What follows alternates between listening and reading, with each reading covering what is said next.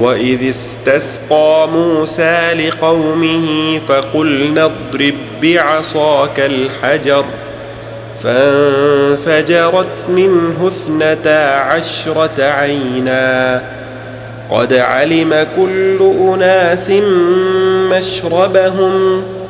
كلوا واشربوا من رزق الله ولا تعثوا في الأرض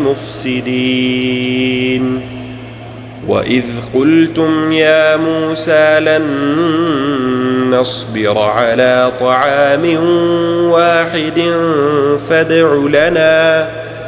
فادع لنا ربك يخرج لنا مما تنبت الأرض من بقلها وقثائها وفومها وعدسها وبصلها قال أتستبدلون الذي هو أدنى بالذي هو خير اهبطوا مصرا فإن لكم ما سألتم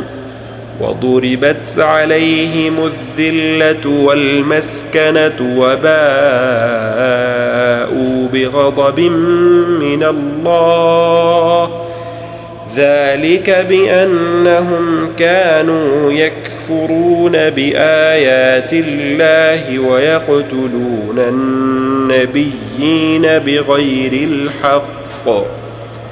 ذلك بما عصوا وكانوا يعتدون